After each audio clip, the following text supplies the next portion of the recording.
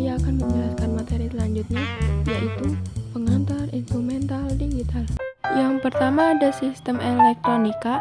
Penggunaannya elektronik di pabrik, rumah, kantor, bank, sekolah, toko, serta rumah sakit terus mengalami perkembangan. Pengembang perangkat semikonduktor, misalnya transistor, serta integrated circuit atau IC, sirkuit terpadu maupun klip pun sudah berkembang, yaitu mesin perbankan otomatis, perangkat kontrol yang bisa diprogram, komputer, laptop, game komputer, kamera digital, serta alat picu jantung. Garis besarnya alat-alat elektronik ini mempunyai sebuah sistem elektronika terdiri dari input, proses, output. Nah, di sini ada contohnya. Bagian input biasanya yaitu berupa sensor maupun transducer maupun konverter memiliki fungsi untuk ubah masukkan input non-listrik jadi sinyal listrik maupun sebaliknya. Sensor input deteksi perubahan lingkungan serta pengubahnya dari wujud energi dimiliki lingkungan hingga menjadi energi listrik. Yang kedua, bagian proses. Bagian proses biasanya yaitu berupa prosesor memutuskan tindakan apakah yang harus diambil terhadap sinyal listrik diterimanya dari sensor input. Bagian luaran atau output biasanya yaitu berupa transducer luaran, ubah energi listrik di suplai prosesor jadi bentuk yang lain. Yang kedua, ada semikonduktor.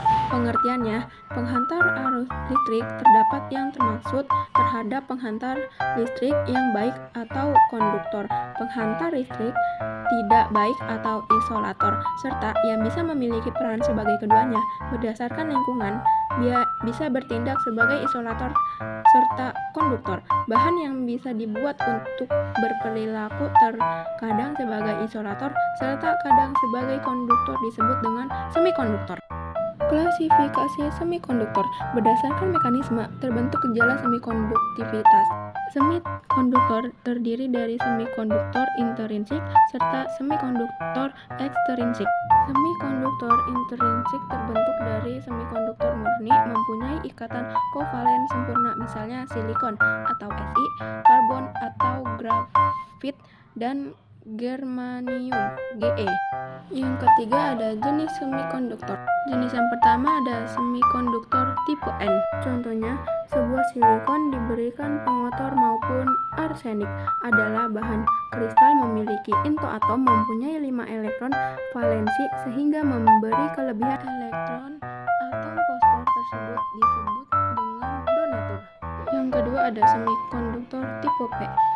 Contohnya, sebuah silikon diberi pengotor boron mempunyai 3 elektron terhadap pita valensi. Karena ion silikon mempunyai 4 elektron terhadap pita valensi, maka terhadap lubang atau hole harus diisi elektron serta hole siap terima elektron, sehingga disebut dengan akseptor.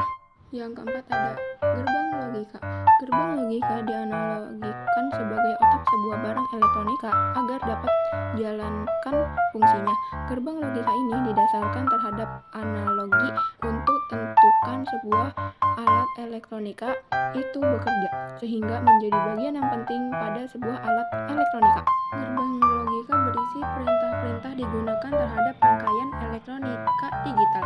Tujuannya yaitu untuk ubah masukan input menjadi luaran output.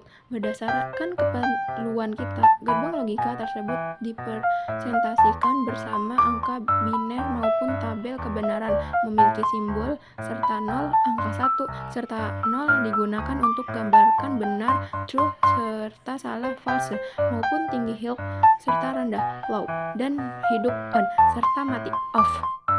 Kebenaran gerbang logika NOT, gerbang logika yang paling sederhana karena hanya memerlukan satu masukan. AND, gerbang logika jenis AND merupakan gerbang logika yang memerlukan 2 masukan. NAND merupakan gabungan dari gelombang logika AND dan NOT. OR, gerbang logika ini memerlukan 2 masukan input dan menghasilkan satu saluran output. NOR merupakan gabungan dari gabungan logika NOT dan